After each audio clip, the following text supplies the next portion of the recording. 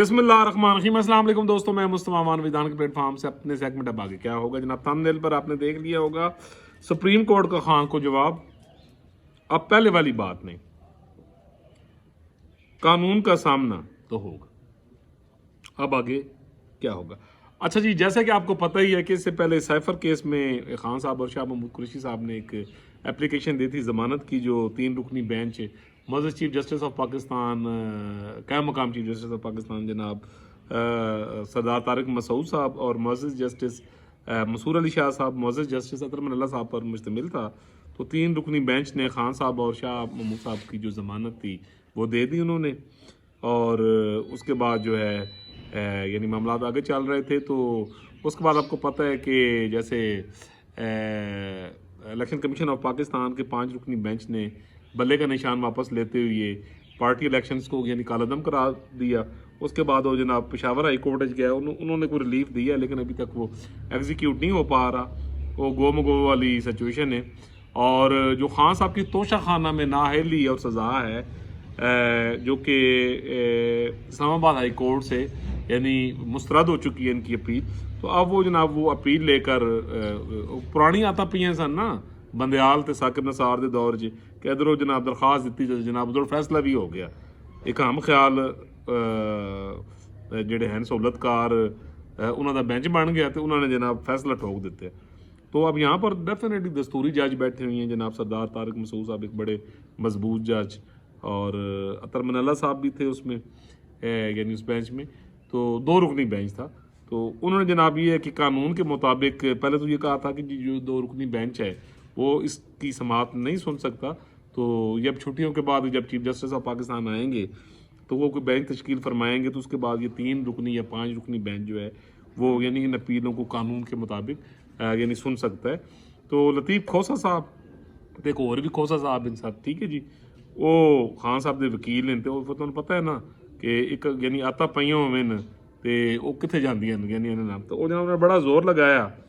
तो फिर उसके बाद जनाब अतर मन अल्लाह साहब ने जो कि यानी बड़े अच्छे ज़बरदस्त जज हैं और हमेशा बड़े असूल की बात करते हैं, तो उन्होंने फरमाया आखिरकार तंग आके ना सरदार साहब ने तो बहुत कोशिश की कि जनाब उन्होंने समझाण दी कि जनाब यह साडी डोमेन च नहीं आंदा। और अभी जजेस और देखो जनाब कैसी इन्हां दी माशाअल्लाह खुद पसंदी है इस टोले दी कि जी किसी जज को घर से बुला लो साढ़े वास्ते, ठीक है जी, कि जो छुट्टियां गए थे उन्होंने बुला लो जनाब, क्योंकि जनाब मोहतरम खान साहब की एप्लीकेशन यानी आई दी। तो आप ये देखिए कि ये लोग जिस तरफ इन यानी मामलात को लेके जा रहे हैं कि खुद पसंदी की आप इंतहा देखो भी, हर चीज़ का एक मेरिट है, एक उसका तरीक़ाकार है, यानी आपने उसके मुताबिक चलना है। और मेरा ख्याल है कि इंसान होंदा है ना वो सिचुएशन भी एक अंदाज़ा ला लैंदा है कि भाईजान हुण वो जो खलील मियाँ फाख्ता उड़ाते सन वो हुण दिन नहीं। तो लिहाजा सानू है भी जनाब कि दस्तूर के मुताबिक भी चलन होना। तो कोई दस्तूरी बंदा भी होंदा है जिहड़ा सिर्फ दस्तूर की गल करता है और दस्तूर तो हट के यानी कोई चीज़ भी नहीं करता। लेकिन यह जनाब हुण साडे दोस्त ने इन्हां नूं बंदा की आखे तो की ना आखे या की गल कर सकता है। तो आखिर में जस्टिस अतर मन अल्लाह साहब ने ये कहा कि पाकिस्तान की तारीख में ये नज़ीर ही नहीं है जनाब कि ये सज़ा जो है यानी वो ख़त्म हो जाए, ठीक है जी। और अगर यानी कैद की सज़ा है वो मुअत्तल भी हुई है तो जुर्म या जो वायलेशन है, ठीक है जी, वो यानी उधर मौजूद ही रहता कि ये हो ही नहीं सकता कि जब तक यानी नीचे से एक मुकम्मल पूरा प्रोसेस होकर ऊपर ना आए, ठीक है जी। सुप्रीम कोर्ट ऑफ पाकिस्तान के पास तो सिर्फ एक दस्तूर के मुताबिक यानी अपील सुनने का एक राइट है। तो उसमें जस्टिस तारिक मसूद साहब ने ये फरमाया कि अगर आप कहते हो जनाब तो वो अपील बन के सुन लेने तो फिर आपकी अपील मुस्तरद कर देते हैं। फिर जो आपके पास एक ऑप्शन है सुप्रीम कोर्ट ऑफ पाकिस्तान का, तो आप अपनी इस जल्दबाजी या खुद पसंदी में आप आके इसको करेंगे। अच्छा, लेकिन वो ये है जनाब कि यहाँ से ही भी यानी एक चीज़ यानी साफ पता लग गई है कि वो वही जो आज कह रहे सी कि जनाब लोग बड़ी खुशियाँ मनाते हैं। अक्सर जिले खान साहब की हुई ज़मानत और शाह महमूद साहब की, तो इस आजिज़ ने उसी दिन ये कह दिया कि मैं बीइंग ए जमहूरी पर्सन तो बिल्कुल इस चीज़ के हक़ में हूँ ही नहीं, मैं तो ऐसे केसेस के हक़ में ही नहीं हूँ कि किसी भी जो आपका एक सियासी लीडर है उसको इस तरह जेल में डाला जाए। लेकिन अब हालात हैं जैसी करनी वैसी भरनी, जो कुछ इन्होंने अपने दौर च कीते आप ये उस चीज़ का जवाब तो देना पड़ेगा। तो एक ग्राउंड रियलिटी है, एक आपकी रियासत का मिजाज है, एक अदारों का मिजाज है, डेफिनेटली जनाब। ठीक है जी।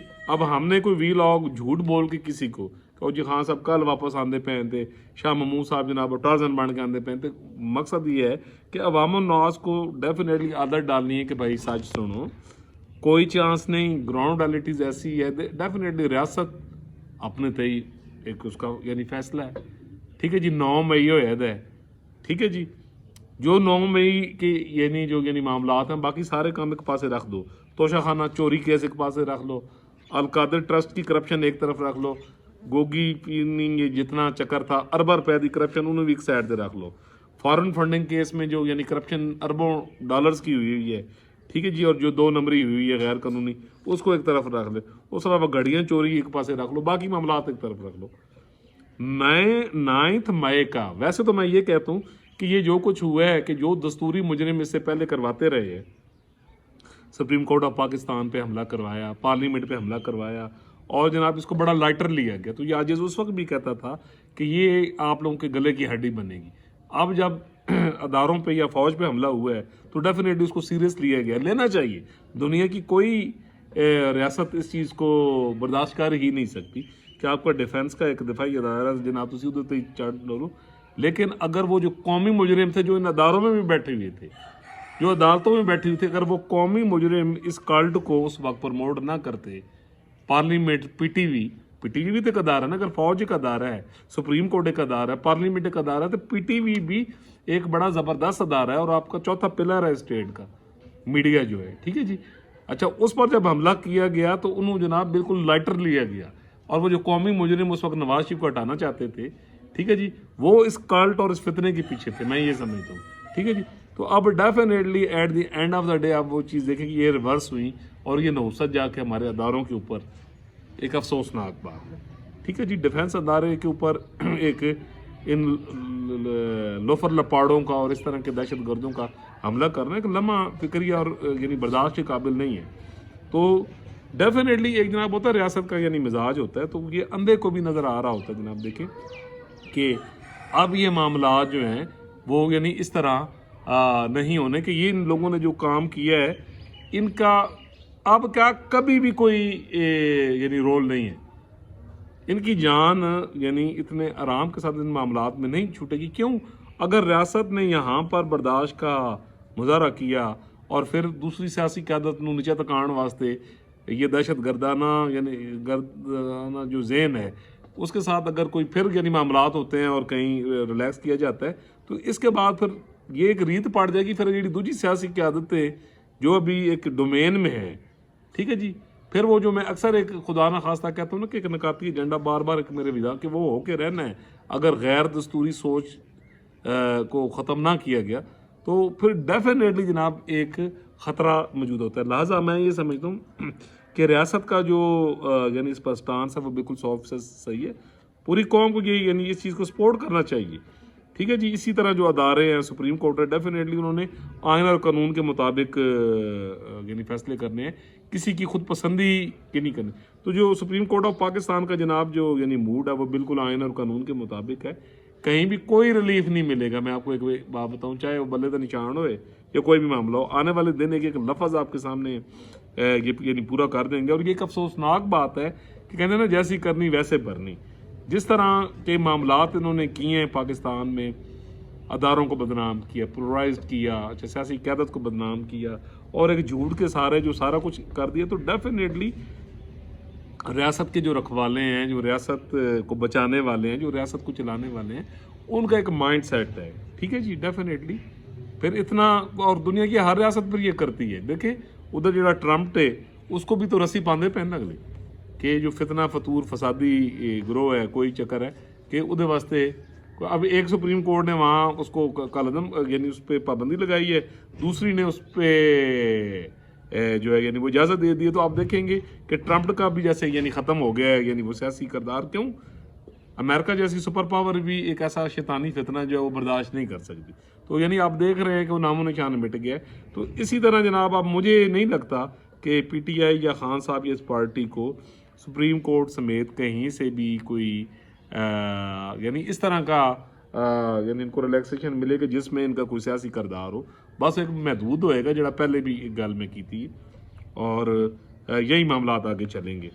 और ये जनाब के माफ़ी की गुंजाइश निश्ता जेडे कुछ मामलात हैं, और बेहतर यही है कि अब इसको यानी सोच लेना चाहिए। और जेडे वोटर सपोर्टर हैं मैं उन्होंने फिर ही रिक्वेस्ट करांगा कि लौंडे लपाड़ियां नूं मत सोचो, मत सुनो, अपना जहन इस्तेमाल करो, अच्छे लोगों को सुने और अपना वोट किसी भी पार्टी को जिसको आप बेहतर समझते हैं, यानी आपके पास एक वोट की ताकत है, तो पुरअमन रह कर जनाब आप यानी वो वोट दीजिए। और ये जो इंतशार पसंद लोग जिन्होंने मुल्क को तबाह किया है, फैसला आपने खुद ये करना है, ठीक है जी, कोई किसी को दस नहीं सकता है।